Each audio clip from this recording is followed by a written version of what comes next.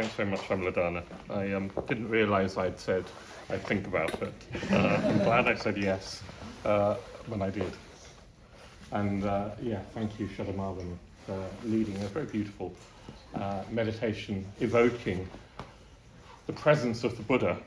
And personally, when I was sitting here and Jnavaca, you said, imagine being in the presence of the Buddha, I imagined being in Bodh Gaya, where I was recently, and suddenly there was a whole sort of world evoked, an atmosphere evoked, and I don't think it was just my imagination. I think wherever we gather to practice, we create something of the presence of the Buddha when we're practicing together. So it's a real pleasure for me to come here, be invited here, and see many, many familiar faces as well as some new ones, and be celebrating Buddha Day with you, at least to some extent. I won't be able to say for the whole day. So yes, I want to talk a little bit about the Buddha's victory over Mara. That's what I really want to focus on. But I particularly wanted to sort of start with, yes, I was in Bodh Gaya in February, March time. This year I was very, very fortunate to be on the Order Convention. So we had a gathering of Order members from all over the world, many from India, so about 400 Order members from India, and maybe a couple, maybe 200 to 300 more from the rest of the world. And we would sit under the Bodhi tree in the temple complex, in the Mahabodhi temple complex, every morning at 7 in the morning. So 700 of us under the Bodhi tree, chanting in unison and then meditating together.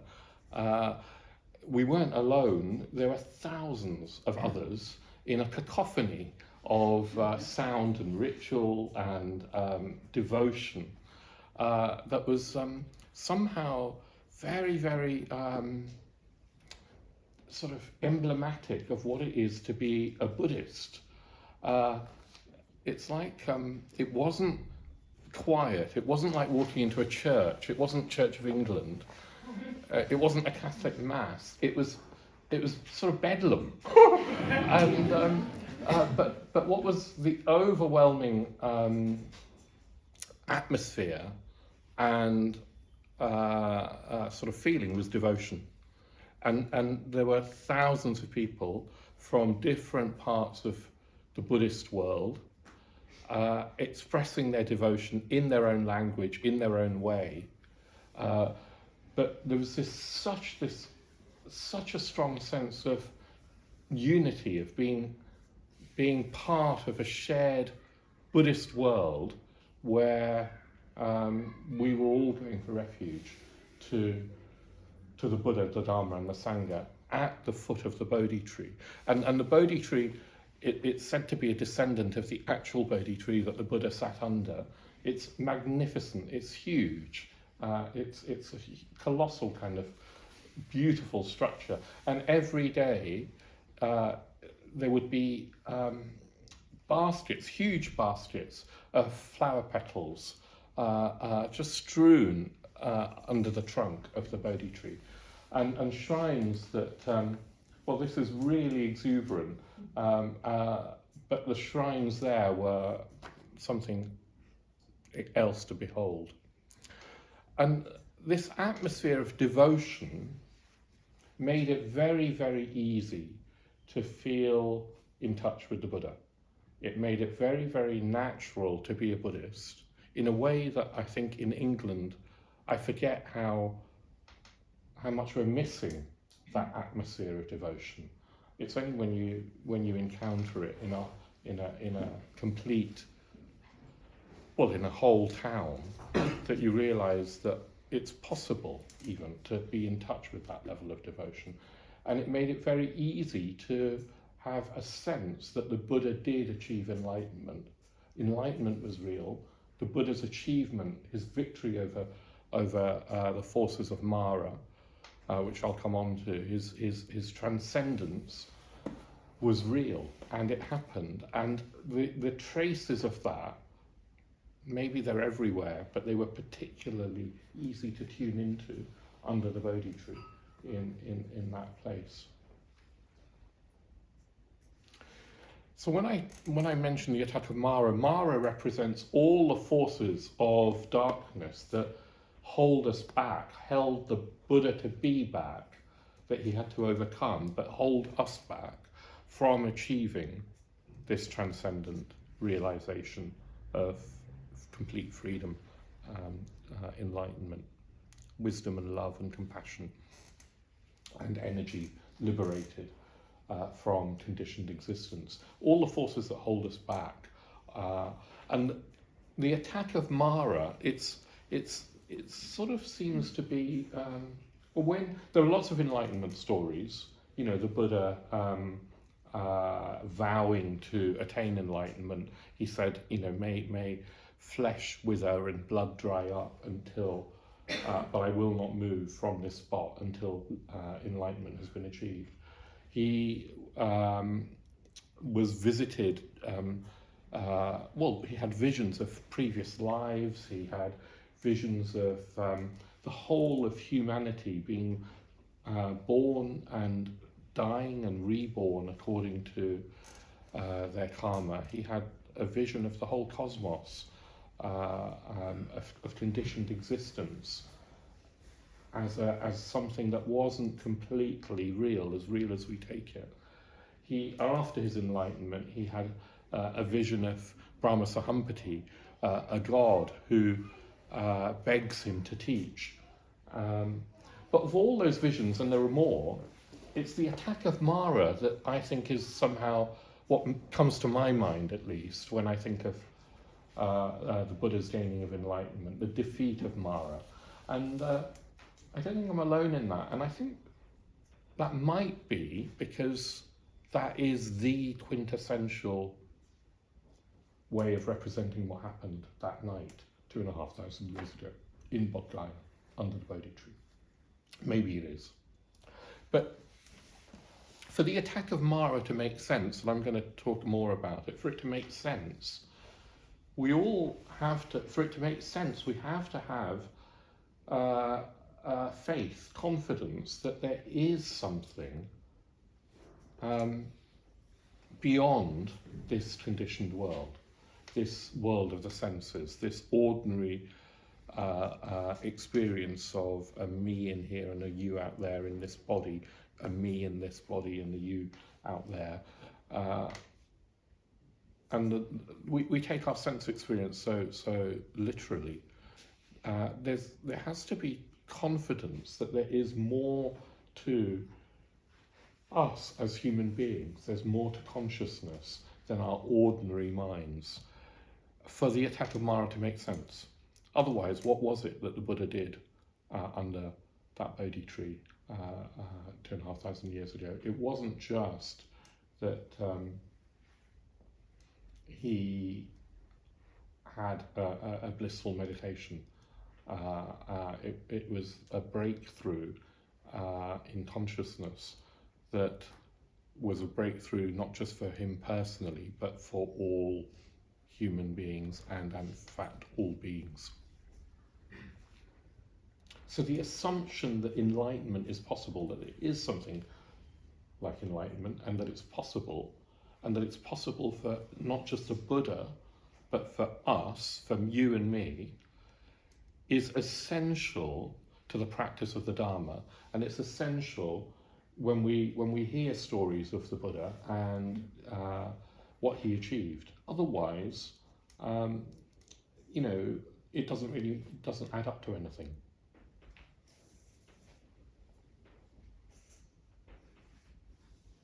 I think, probably I sort of see you nodding and things, and I think that maybe in a way I'm saying something that's obvious to you. The reason I'm saying it is that I think we live in such a secular world, such a culture where we assume that our ordinary senses and our rational mind can deliver the truth, can show us how things really are, that this material world that we experience is the only reality, that this is as it appears to be, really is as it appears to be. That's baked in not just into each of us individually, but it's baked into our culture. It's soaked, it's the sort of water that we swim in. And it's a Mara. It's an obstacle to approaching a realization of who the Buddha is, let alone approaching enlightenment for ourselves. Bhante Sangharakshita, my teacher, many of our teachers, many of us here regard him as our teacher. He I think was very, I don't know, when you were in his presence, when I saw him, and perhaps you can still sort of experience this through listening to him or reading his work, I felt that I was in the presence of somebody who was in touch with the reality of the Buddha, that he was in touch with who the Buddha was, and through him, in his presence and maybe through his teaching, like a little door was opening for me, a potential for me to experience the Buddha. So I'm going to read you something that Bhante wrote when he was in his 20s. It's from the Survey of Buddhism. And in this, he's talking, in this little passage, which is a favourite passage of mine, he's talking about the ideal student of Buddhism. He's, for example, in sort of previous paragraphs, just for context, he's been talking about the scientific study of Buddhism, which means, by which he means the academic study of Buddhism. And he's saying, look, that's not the real point. The ideal student of Buddhism, that's us, ideally, are open to the possibility that the Buddha had a transcendent realization that was beyond the 5 physical senses and the rational mind, and that by following his teaching, we too can have such an experience. I'm sort of summarizing it because it's, you know, Bhante writes in a quite a decorative way. Let me just read it then. The ideal student of Buddhism would be one who, whether scientifically trained or not, was prepared to admit the possibility of a spiritual experience which would transcend the physical senses and the rational mind, and who would be willing to give unprejudiced consideration to the Buddha's claim that he had achieved this experience himself, and that by following his teaching, others might achieve it for themselves too. And then he goes on to talk about how the intellect, the rational mind, is needed, but it's not enough to have this. The rational mind won't take us to this transcendent realization. Such a person would not commit the mistake of thinking that the intellect, though capable of performing useful preliminary work, was able to penetrate the inner meaning of Buddhism, or that truth would reveal itself to any faculty save to intuition awakened by spiritual practice. So the faculty that will enable us to realize what the Buddha realized, to see the Buddha, to really see the Buddha, Bhante talks about as intuition awakened by spiritual practice. Intuition awakened by spiritual practice. I like that. And then he goes on he has a little critique of theistic religion, which he says is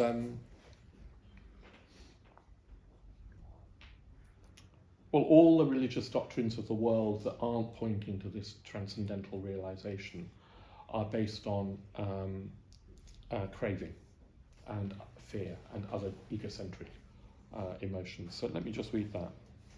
He or she would be free from beliefs which, though they pass for religious doctrines in the world, are in fact born of fear, craving, and other egocentric emotions. resolved fearlessly to pursue, frankly to examine, and faithfully to accept and follow whatever the truth about Buddhism might turn out to be, such an ideal student could be said to be fairly well equipped for the study of Buddhism, and to approach the Dharma with at least an approximation to right motive in the specifically Buddhist sense. So he's quite challenging there. Fearlessly to pursue, faithfully to follow, whatever the truth of Buddhism might turn out to be. So as we approach enlightenment, I think we have to let go of this sense that we know what we're doing. Even as we approach closer, we'll have to let go of a sense of knowing what enlightenment might be. All the teachings, even the teachings of the Dharma, at some point will have to be prepared to let go and plunge into the void, as it's talked about. And I just felt that at Bodh Gaya, it was easier to just be in touch with all of that. Tens of thousands of people were in touch with all of that. There was a magic in the air that it was undeniable. And the only sort of reasonable response at Bodh Gaya was to bow down and prostrate in front of the Bodhi tree and pay homage in gratitude and reverence and awe at what had been achieved. It was natural to be a Buddhist. It was a public reality. So, I would walk to, I was traveling with lots of friends, and we would walk to the Mahabodhi temple wearing our cases, along the street, or get a rickshaw if somebody wanted to save their legs. And people would greet us in the street and say, "Oh, Triratna," or Sangharakshita. Rickshaw drivers would say, "Oh, I'm a Mitra, and you don't have to, pay me," or something. It was like everybody was part of the Sangha, not just the Triratna Sangha, the wider Maha Sangha. And it's a magical experience. If you've not been, this was my 4th visit, and each time it's become more special. And I think that's because my practice must have deepened a little bit. But Mara, let me come to Mara. So the Buddha to be is facing Mara, or Mara faces him. Mara attacks as the Buddha is on the brink of enlightenment. And I don't want to talk about Mara, the image, perhaps in the way that we've heard many times, of Mara's daughters and Mara's sons, and Mara himself tempting the Buddha or challenging the Buddha or trying to undermine the Buddha.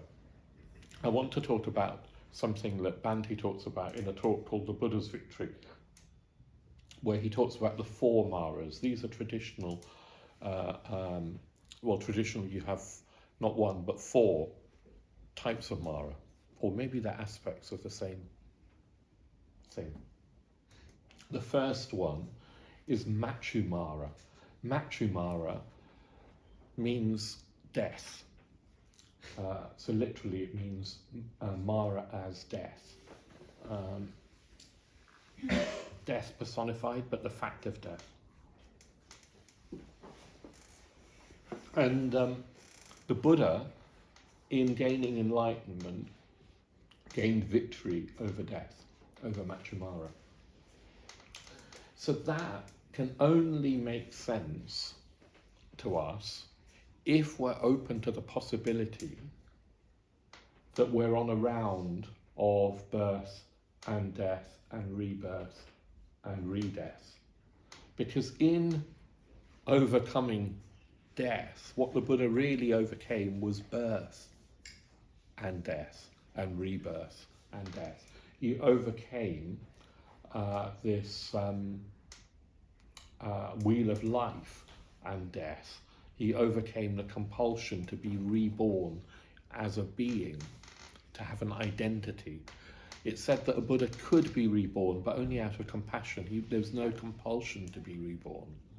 So if we don't if we're not open to that possibility, then in a way his overcoming of death doesn't mean anything, because actually the body of the Buddha did die.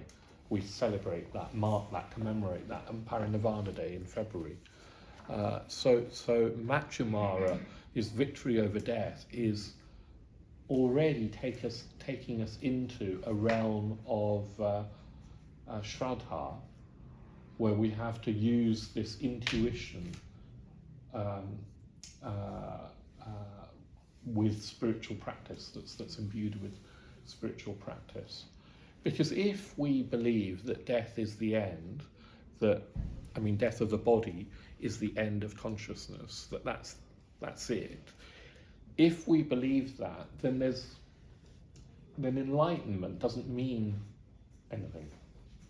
Not really. It means maybe that you have a happy life after enlightenment, because you stop being so silly about causing yourself suffering. But it doesn't have a sort of cosmic meaning. It doesn't have a meaning beyond the personal. And surely there are many ways of achieving a happy life. Many people do, don't they, without being a Buddhist, without meditating, hopefully have a decent kind of life. Enlightenment doesn't mean anything, I think, without some openness at least. We can't know what happens at death. We can't be sure. But the Buddhist tradition, the Buddha and all Buddhist teachers down the tradition until very recently in the 20th and 21st century, where some Western secular Buddhists, if there's such a term, have sort of said, oh, rebirth doesn't matter and it doesn't exist.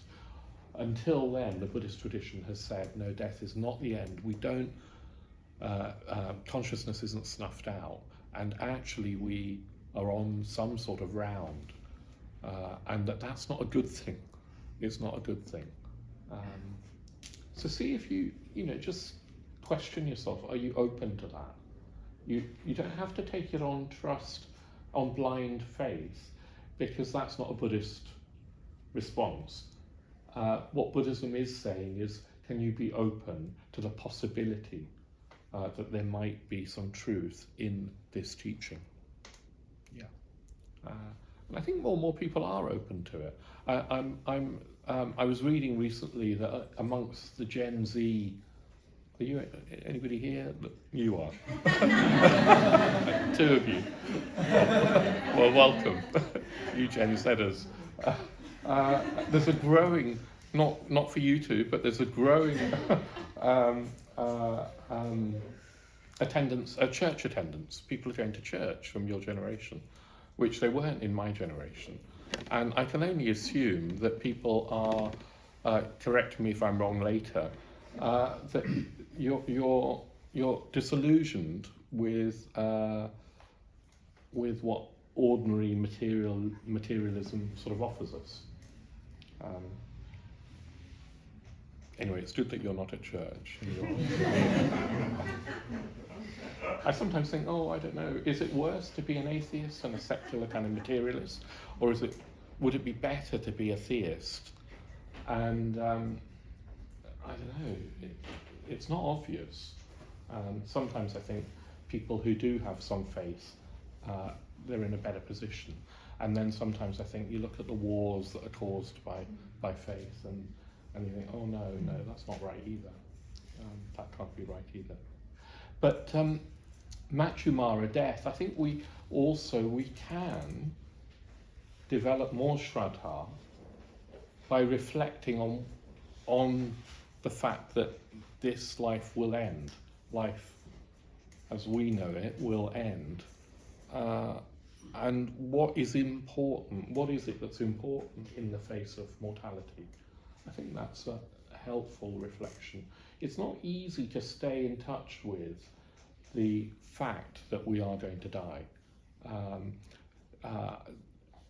If you've experienced bereavement, you'll know that at the point of when you're bereaved, death becomes a reality in a new kind of way. And if you've got faith in something beyond death, it needn't be, it's a tragedy of course, but it needn't be purely a tragedy. I can't quite describe it. When my mum died, It wasn't, it was, I was very, very sad to lose her, but also I was in touch with what I believed was her consciousness beyond death, and it was joyous, and it was loving, and it was pure, pure joy and love. It was like she was really glad to be free of this body that was quite painful. Bante, when he died, we had there was this extraordinary funeral in 2018 where his consciousness seemed to be everywhere, just everywhere. So bereavement can, I think, bring us closer to death, and that doesn't have to be just the awful thing that we think it is. Grief is more mixed than that, in my experience. Recently I had to reflect on death more. I had the opportunity because I found out that I had prostate cancer. Unfortunately, fortunately it's localized, and I've had treatment and the prognosis is good and so forth. But when I first found out that I had cancer, for a few weeks, there was fear and anxiety and shock, but there was also what I can only describe as exhilaration. I felt exhilarated. It was a bit bonkers to my own, and all I could put it down to, I felt very, very fortunate. I felt blessed, not to have had cancer. I felt blessed because I was in touch with what was most important in the face of mortality, in the face of, this life is finite and this could be the way that I die. I felt really blessed to have found a teacher, to have found a path, to have had been part of a Sangha and had the opportunity in this life to move towards the ideal of the Buddha, to have been introduced to this path, which I know is true, but I forget. And in the sort of shock of being told, I've got a serious illness, I was in touch with that, and it was exhilarating. It was wonderful. I've now fortunately had all my treatment and so forth. I'm sort of fine, as far as I can tell. And guess what? I've sort of forgotten. I'm now not in touch with the reality of my own mortality as vividly as I was, say, last summer. And consequently, I don't feel as free. I don't feel as exhilarated. I find myself watching silly series on Netflix when, do you know what I mean? So I'm comfortable again, where I really wasn't comfortable. I was on a sort of rocky precipice, and it was wonderful. I felt very alive. That's what I'm trying to say. And now I feel a bit numb, so I have to constantly work at reminding myself of the preciousness of this human existence that only really makes sense if we realize that it's finite, and that means death. And if we can open up to something, a mystery beyond the death of the physical body, there's a possibility of feeling in touch with something essential about what it is to be human. Anyway, the Buddha overcame death, Machumara, because he saw the delusion that kept him bound to the wheel. He saw through it. He was freed from it. The next Mara is Skandamara or Kandamara. Skanda or Kandamara, in this context, it means conditioned existence. The five skandhas are groupings or heaps of ways of dividing conditioned existence into form like this, like this, material form, as well as all the processes that happen in the mind, matter and mind and matter, summed up in these five heaps. And the Buddha, Mara is said to be conditioned existence itself. And the Buddha overcame that. So that's even more challenging than thinking of death as a Mara. This world, this phenomenal existence, which we take to be the only reality that there is actually a Mara. It's a Mara. And it implies, that notion implies that there's something beyond this phenomenal world. There's something beyond it that we can realize. We take normally our sense experience to be how things really are. So if I see a colour or smell a smell or hear a sound, I take that as reality. The Buddha realized that it was only relatively real, that these phenomena are happening in awareness. And we don't really know what's out there beyond our perceptions. We don't really know what's out there beyond our sort of sense of sight, sense of hearing, etc. If we were a different species, if you were an ant or a bee, like to a bee, these flowers would look psychedelic. Hopefully they don't to any of us, even the Gen Zs amongst us.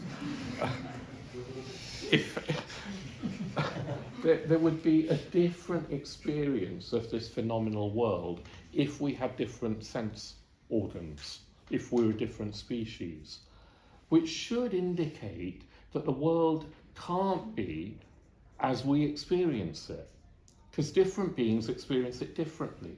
And if you want to say, well, how is it really? Buddhism would say there is no answer to that. There is no objective world really, independent of beings experiencing it. That's a phenomenal, deep, deep truth. It's very difficult to get our heads around. We assume when we see something like this that the yellow flower is actually existing as I experience it. What this is saying is, no, you're experiencing something and you don't know what is the reality behind that. In fact, Buddhism says there is no fixed nature to anything. There are no things. There are only experiences. There are only experiences, and those experiences are conditioned arisings. They're constructions. Part of the experience of seeing a yellow flower depends on me and my eyesight and therefore the body that I've got, the senses that I've got. We live in a constructed world. It's not completely unreal. It's happening. Experience is happening right now, all the time. But it's not as real as we think it is. It's a bit like being in a collective dream. In a dream world, when you're having a dream, you do have experiences. There are dream people, there are dream beings, there are dream experiences, sight, sounds, touch, etc. But you wake up and you realize it wasn't as real as you thought it was. It was mind-made, it was constructed. And the Buddha is saying that this is a little analogous to that. It's like a collective dream that we're in, and we take it to be so real.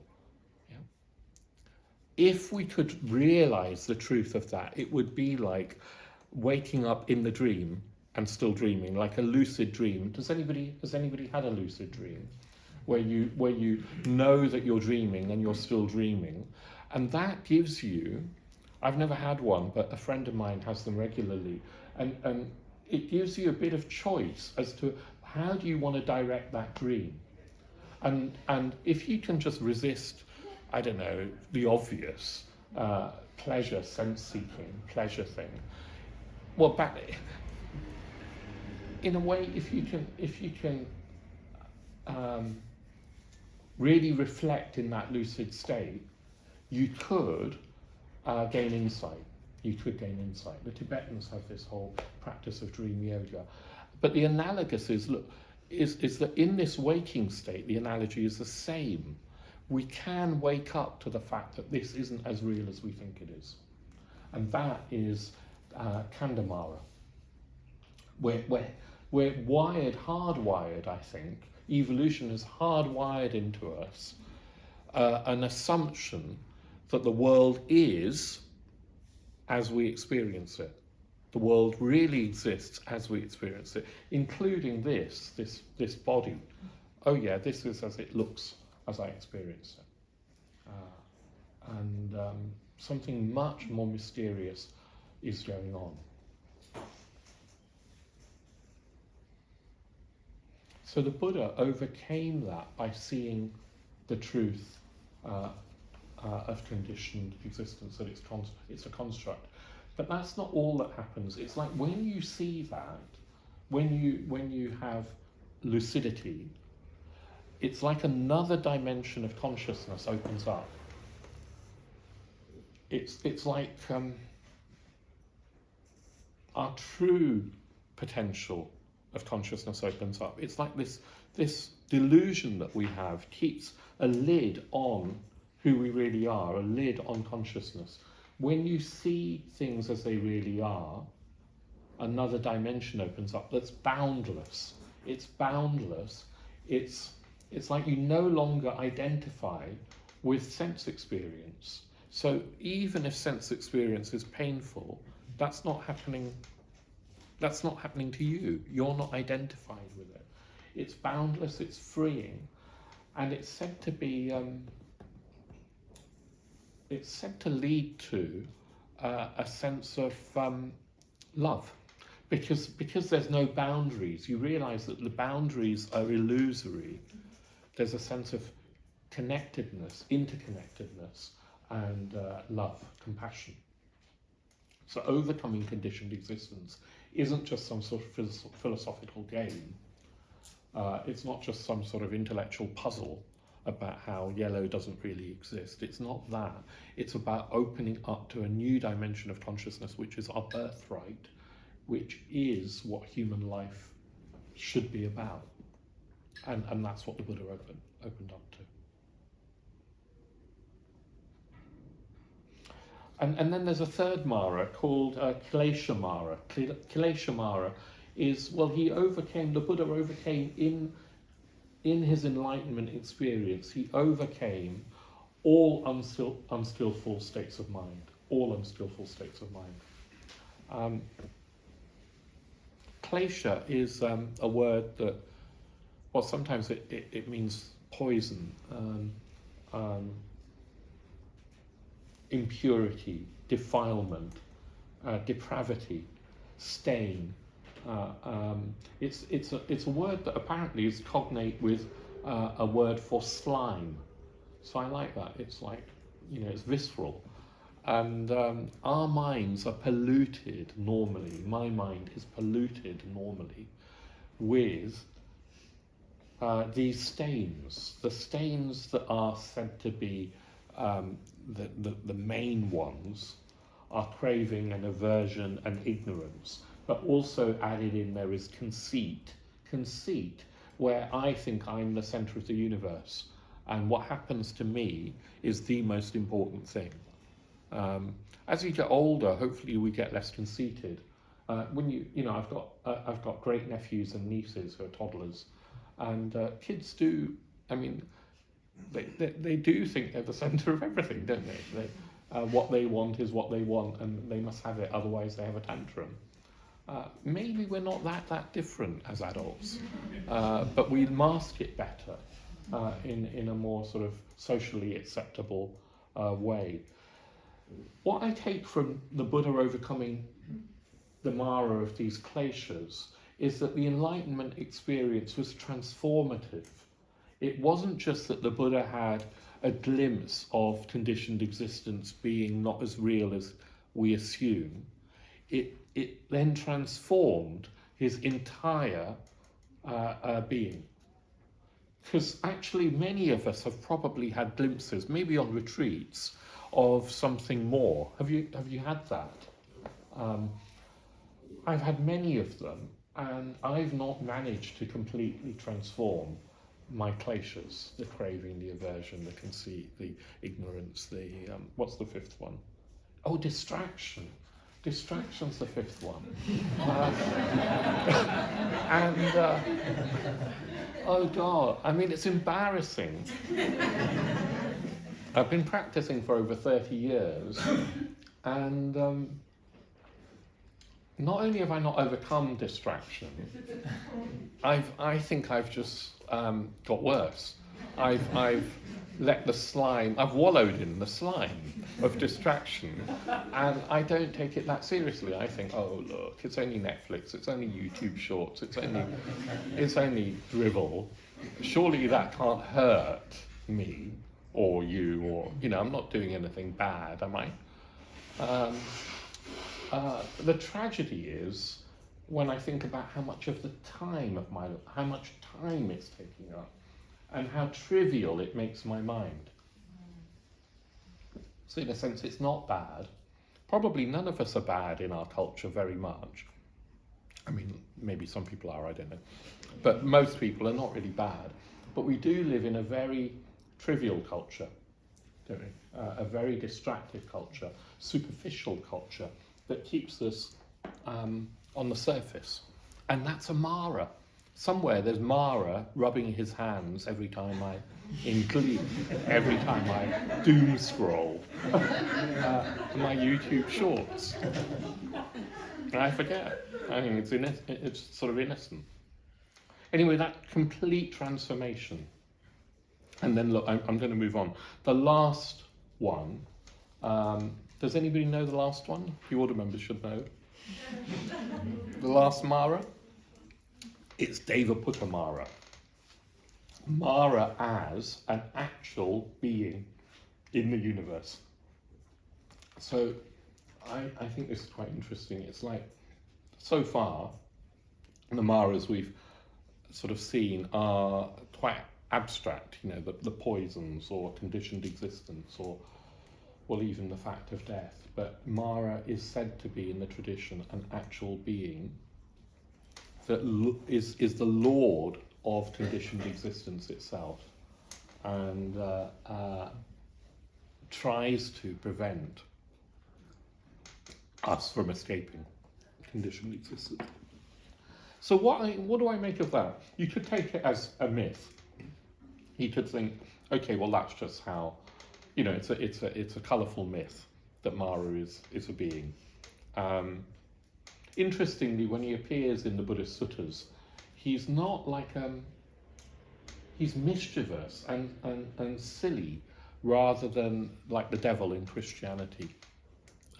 He's maybe there's evil there, but he's also a bit of a figure of fun. In the myth of the Buddha's enlightenment, it's that being that sends his daughters to seduce the Buddha, and his sons an army of demons who try and attack the Buddha under the Bodhi tree with their weapons and hurl things at him, etc. It's that Mara.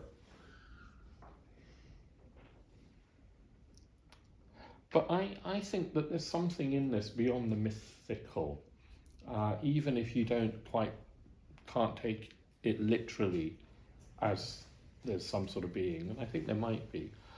I think that what's been got at is that we are prey to demons in our own mind, but also collectively in a culture. We are prey to demons, and human beings get swept up by those demons. So in the 20th century, you've had fascism, and you've also had Stalinism and so forth. It wasn't just Stalin and Hitler who were the demons. There was a demonic energy that everybody got caught up in, or many people got caught up in. Do you see what I mean? We're prey to. It's not like we're rational beings just wandering around making our own minds up. There are zeitgeists, there are movements of energy through cultures at different times that can be demonic and can sweep thousands, millions of people up in their wake. And I think that that's probably happening all the time, maybe not to the huge degree that we think of as, happened with the Second World War, maybe. But I think there are demons, basically, around us. There are forces running through history as well as through individual psyches. We're connected. Consciousness is connected in ways that can be liberating but can also be demonic. It's interesting, isn't it? We've just celebrated VE Day here, 80 years of the end of the Second World War with Victory in Europe Day. The Buddha overcoming Devaputamara is, I think, like victory in the cosmos day, or victory in the universe day. It's victory for all time. It's not just for human beings. I think that the Buddha's victory over Mara is like the universe realizing itself, knowing itself for the first time in human form. It's like Bante says, look, this is an as if, it's a metaphor, not a literal philosophy. It's as if the whole of the cosmos is evolving towards realizing itself more and more. It's like a blind evolution moving towards self-realization. And in the Buddha gaining enlightenment, he transcended human consciousness and realized universal consciousness, you could say, a transcendental consciousness. And it was the first time that a human being had done that, and it was as if the cosmos knew itself for the first time through a human being, could see itself. And if that's true, the cosmos is never the same again. It's like a door is then opened that makes it easier for you and me to walk through. So yeah, they're the four Maras: death, Machumara, Kandamara, conditioned existence itself. This earth, this sense realm, is something to be overcome. That's quite something.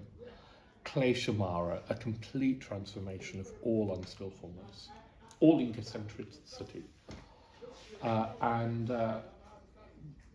This demon, maybe many demons, maybe they take different forms at different times. So what the Buddha achieved, we too can achieve. It's possible for us, it's possible. And that's, again, you get this at Bodh Gaya, you get this obviously devotion and reverence, but you also get people practicing. It's not like any theistic kind of tradition. It's not like he becomes a god that I can only sort of sit at the feet of. It's like we can become enlightened. The Buddha is the shower of the way. It's possible for us. Human beings can transcend human consciousness and realize something beyond that. So that means it's important how we live. It's important what we do now as the next step in our lives. Are we going to go back? Am I going to go back and just turn on, my computer or the phone and doom scroll the rest of the weekend? What am I going to do with my days, my time, my energy, the life that I've got left? What are we all going to do? What is the next step for us? And Bante in creating this Sangha in Triratna has created such a clear path, in Bodh Gaya, I was so pleased to feel part of a larger Buddhist world, practicing next to my Tibetan brothers and sisters and Thai brothers and sisters, and I could tell stories about how lovely that was, magical that was, and I felt so grateful that I had this Sangha to practice within, because I don't think I could practice like they do. I haven't got that cultural conditioning to suddenly become a Tibetan or learn Tibetan or just do it in that context. I felt so grateful that we've got our distinctive Sangha with our distinctive path, and having such clarity of path means it's also a challenge. Am I going to then take the next step? So what is each of our next step? If you come away from Buddha Day with anything at all, it would be so good if it was a next step for your deepening of your practice towards enlightenment. What does that look like? And it might just be that you stop scrolling for a day or something, or it might be that you go on retreat more. It might be that if you haven't done a solitary retreat, you do a solitary retreat. If you've only done a week solitary retreat, can you risk doing longer, etc., etc.? What is the next step? Or it could just be reaching out to somebody and strengthening bonds of friendship and trying to transcend our own egocentric self-centeredness in relation to friends and loved ones around us. The other thing that I want to finish with is that Bante's vision of practice is radical, perhaps even more radical today, where there are so many Buddhist teachers online who are teaching you how to I don't know, gain enlightenment in a weekend, to just let everything go and step into non-dual awareness. There are so many teachers doing that. What Bante's saying is that we need to transform the whole of our lives, every aspect of our lives, our working lives, our social relations, our leisure time, everything has to be transformed. It isn't just about sitting with our eyes closed and waking up to some new consciousness without transforming everything else. Otherwise, I think Buddhism will be assimilated into a thoroughly westernized, materialist, comfortable life, a middle-class, comfortable life that doesn't actually change anything very much, but sits content with having a little bit of meditation and maybe a little bit of chanting on the side. It's not enough to do that. We have to be much more radical, offer a radical vision to the world.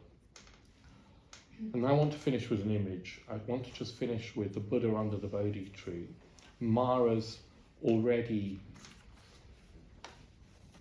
sent his daughters to try and seduce the Buddha. And then he sent his sons with their weapons to try and frighten the Buddha. And all the weapons, as they approach the Buddha, turn into flowers that rain down in showers of flowers at the Buddha's feet.